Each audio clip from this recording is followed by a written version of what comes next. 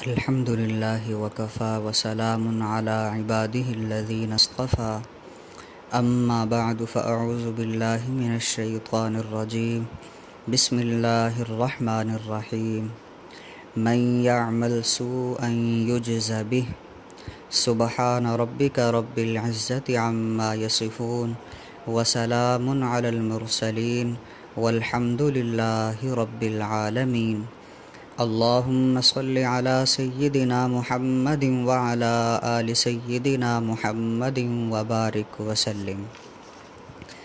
اللہ رب العزت نے قرآن عظیم الشان میں ارشاد فرمایا ہے، من یعمل سوءا یجز بہ، کہ جو بندہ بھی برا عمل کرے گا اس کو اس کا بدلہ ضرور دیا جائے گا۔ اللہ رب العزت نے قرآن پاک کے اندر یہ اصول بیان فرما دیا ہے کہ جو بندہ بھی کسی بھی گناہ کا ارتکاب کرے گا تو اس گناہ کا نقصان اور وبال اس کے اوپر ضرور پڑے گا۔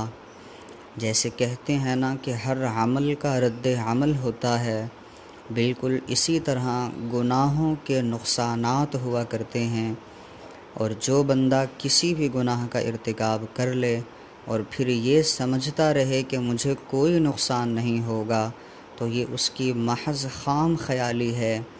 یہ قرآنی اصول ہے اور پتھر پر لکیر کی طرح ہے کہ بندے کو گناہوں کی سزا ضرور ملتی ہے۔ اب یہ اللہ رب العزت کی حکمت پر منحصر ہے کہ اس گناہ کی سزا یا تو اللہ فوراً دے دے یا کچھ عرصے کے بعد دے دے، یہ اللہ رب العزت کی حکمت پر ہے، مگر بہرحال سزا ضرور ملنی ہے۔ اللہ رب العزت کی نافرمانی کرنے کو گناہ کہا جاتا ہے۔ ہمیں چاہیے کہ ہم اللہ رب العزت کی نافرمانی نہ کریں۔ اللہ رب العزت ہمارے خالق ہیں۔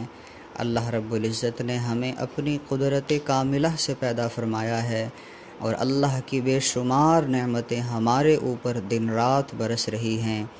اللہ کی ان بے شمار نعمتوں کا تقاضا یہ ہے کہ ہم اللہ کی نافرمانی نہ کریں، اپنے پیارے اللہ کو ناراض نہ کریں، اللہ رب العزت کی فرما برداری کے اندر اپنی زندگی کو گزار لیں، ورنہ گناہ گار انسان کی جو زندگی ہوتی ہے وہ ہمیشہ پریشانیوں اور مصیبتوں کے اندر گزر جاتی ہے۔ یہ ممکن ہی نہیں ہے کہ بندہ اللہ کو ناراض کرتا رہے اور اس کی زندگی خوشیوں سے بھر جائے، ایسا نہیں ہوتا۔ اللہ رب العزت بندے کو پریشان کر کے رکھتے ہیں، پریشانیاں ختم ہی نہیں ہونے پاتی۔ چنانچہ علماء نے گناہوں کے کچھ نقصانات لکھے ہیں کہ جو گناہوں کی وجہ سے بندے کی زندگی کے اندر آتے ہیں، وہ نقصانات آپ کے سامنے عرض کرنے ہیں تاکہ ان نقصانات کے پتہ ہونے کے بعد ہم گناہوں سے بچ کر اپنی زندگی کو گزارنے والے بن جائیں۔ چنانچہ گناہوں کے نقصانات میں سے ایک نقصان یہ ہے کہ گناہگار انسان کا حافظہ کمزور ہو جاتا ہے۔ اللہ رب العزت حافظے کی قوت کو کمزور کر دیتے ہیں۔ اکثر لوگوں کو، طلباء کو بھی یہ شکایت رہتی ہے کہ ہمارا حافظہ کمزور ہوتا جا رہا ہے، باتیں یاد نہیں رہتی، سبق یاد نہیں رہتا۔ یاد رکھیں، یہ گناہوں کی وجہ سے ہوتا ہے۔ یہ گناہوں کا نقصان ہے کہ اللہ رب العزت اس کو حافظے کی کمزوری کے اندر مبتلا کر دیتے ہیں۔ حضرت امام شافعی رحمہ اللہ فرماتے ہیں کہ میں نے اپنے استاد حضرت امام وکیع رحمہ اللہ سے بھی حافظے کی کمزوری کی شکایت کی تھی، تو انہوں نے مجھے جواب دیا تھا فَأَوْصَانِي إِلَىٰ تَرْكِ الْمَعَاصِي، تو انہوں نے مجھے گناہوں کے چھوڑنے کی وصیت کی تھی، اور وجہ یہ بتائی تھی کہ جو علم ہوتا ہے یہ اللہ کے نور میں سے ہوتا ہے، اور اللہ اپنا نور کسی گناہ گار کو عطا نہیں کرتا ہے۔ تو اس لیے گناہوں سے بچیں تاکہ حافظے کی جو قوت ہے وہ مضبوط ہو جائے۔ گناہوں کا اگلا نقصان یہ ہوتا ہے کہ انسان جسمانی طاقت اور قوت سے بھی کمزور ہو جاتا ہے۔ اللہ رب العزت اس کو بیماریوں کے اندر مبتلا کر دیتے ہیں۔ ایک بیماری سے نکلتا نہیں ہے کہ دوسری بیماری آ جاتی ہے۔ آدمی بظاہر نوجوان ہوتا ہے، لیکن جوانی کی بھری عمر میں حالت یہ ہو جاتی ہے کہ بیٹھ کر اٹھتا ہے تو سر چکرا جاتا ہے، آنکھوں کے آگے اندھیرا چھا جاتا ہے، مختلف بیماریوں کا شکار ہو جاتا ہے۔ یاد رکھیے یہ گناہوں کے نقصانات میں سے ایک نقصان ہے کہ بندہ جسمانی طاقت اور قوت سے محروم کر دیا جاتا ہے۔ گناہوں کا اگلا نقصان یہ ہے کہ اگر کسی کو پتہ چل جائے تو اللہ رب العزت اس بندے کو ذلیل کر دیتے ہیں۔ عزتیں ملنے کے بجائے اس گناہ کی وجہ سے بندے کو ذلتیں ملنا شروع ہو جاتی ہیں۔ وہ بندہ معاشرے میں کسی کو منہ دکھانے کے لائق نہیں رہتا ہے۔ یہ گناہوں کے نقصان میں سے ہے کہ بندے کو اللہ رب العزت ذلیل کر دیتے ہیں۔ گناہوں کا اگلا نقصان یہ ہے، حضور صلی اللہ علیہ وسلم نے ارشاد فرمایا ہے کہ اگر تم دوسروں کی عورتوں سے پرہیزگاری کا معاملہ کرتے رہو گے تو تمہاری اپنی عورتوں کے ساتھ بھی پرہیزگاری کا معاملہ کیا جائے گا۔ حضور صلی اللہ علیہ وسلم نے اپنے اس مبارک ارشاد میں ایک اصول بتا دیا ہے کہ جو بندہ دوسروں کی عزت خراب کرے گا اللہ رب العزت اس کی عزت کو خراب کر دیں گے، اور جو بندہ دوسروں کی عزت کا محافظ ہوگا اللہ رب العزت اس کی عزت کا محافظ ہوگا۔ اور امام شافعی رحمہ اللہ نے بھی فرمایا ہے کہ یہ زنا ایک قرض ہوتا ہے، جو بندہ بھی یہ گناہ کرے گا اللہ رب العزت اس کا بدلہ اس کے گھر والوں سے دلوائیں گے، اس کے گھر والوں میں سے کسی عورت کے ساتھ یہ عمل کیا جائے گا اور اس طرح سے اللہ رب العزت یہ قرضہ اتروائیں گے۔ علماء نے کتابوں کے اندر لکھا ہے کہ ایک سنار تھا، وہ دوپہر کے وقت اپنے گھر آیا، اس کی بیوی نہایت خوبصورت تھی، لیکن جب وہ دوپہر کھانا کھانے کے لیے گھر آیا تو اس نے دیکھا کہ بیوی زار و قطار رو رہی تھی۔ پوچھا تمہیں کیا ہوا ہے؟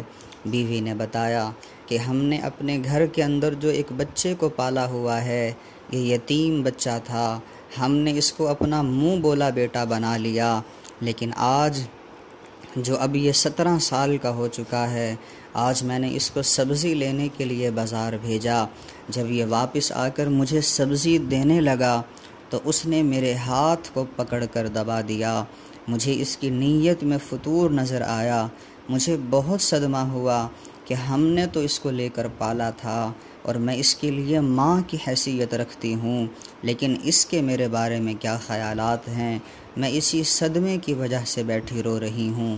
جب بیوی نے یہ واقعہ سنایا تو خاوند کی بھی آنکھوں سے آنسو جاری ہو گئے۔ بیوی نے پوچھا آپ کیوں رو رہے ہیں؟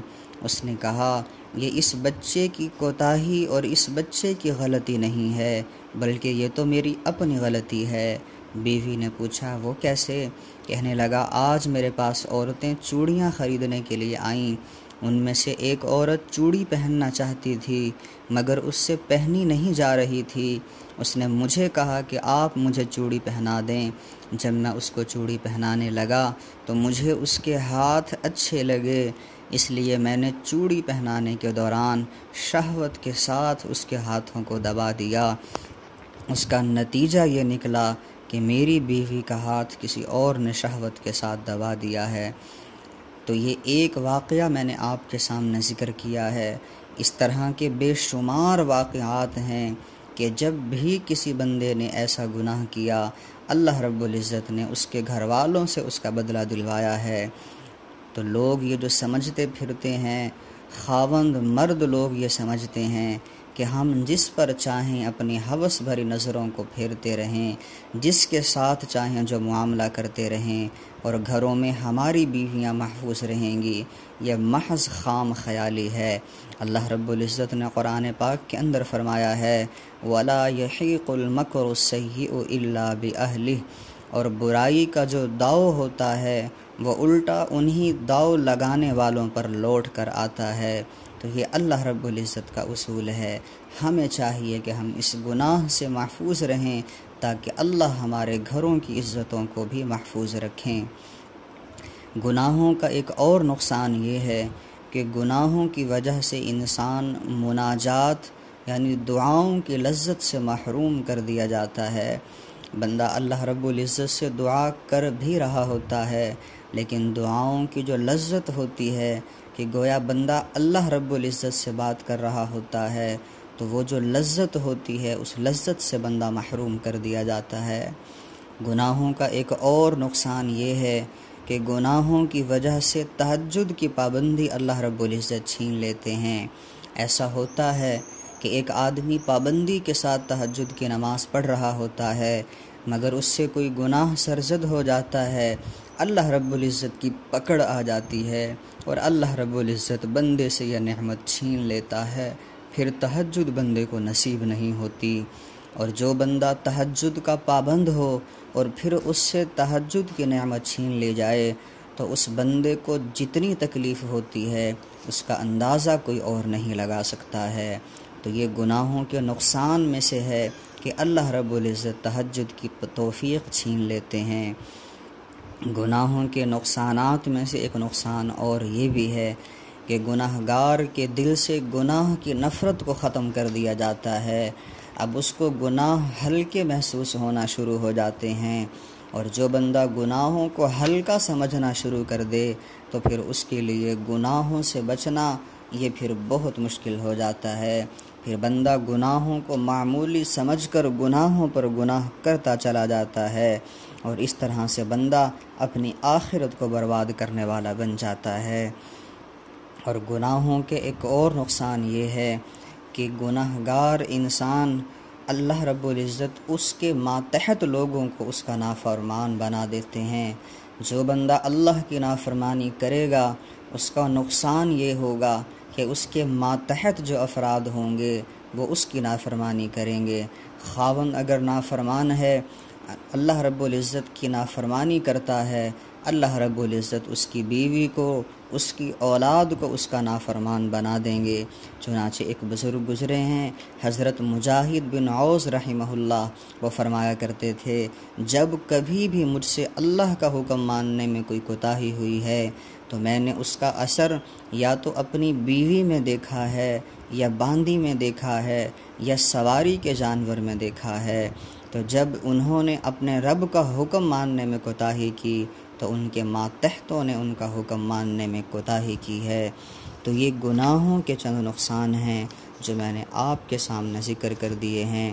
اور ایک اور قیمتی بات حافظ ابن قیم رحمہ اللہ نے لکھی ہے، وہ فرماتے ہیں کہ اے دوست، گناہ کرتے ہوئے یہ نہ دیکھنا کہ یہ چھوٹا گناہ ہے یا بڑا، بلکہ اس پروردگار کی عظمت کو دیکھنا کہ جس کی تو نافرمانی کر رہا ہے۔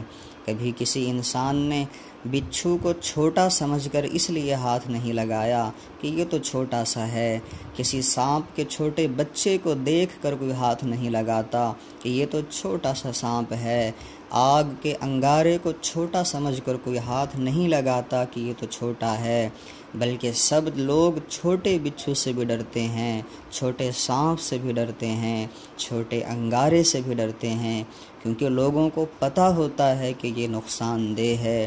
اسی طرح ہم لوگ گناہوں کے نقصانات کو بھی سمجھنے والے بن جائیں۔ گناہ ہوتا ہے، چاہے وہ چھوٹا ہو یا بڑا ہو، اور انسان کی دنیا اور آخرت برباد کرنے کے لیے کافی ہو جاتا ہے۔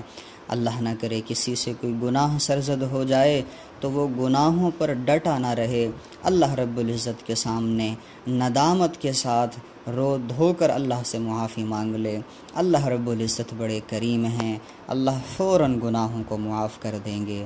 اللہ رب العزت سے دعا ہے اللہ رب العزت ہمیں گناہوں سے پاک صاف زندگی نصیب فرمائے اور اپنی فرما برداری والی زندگی نصیب فرمائے۔ وآخر دعوانا ان الحمد للہ رب العالمین۔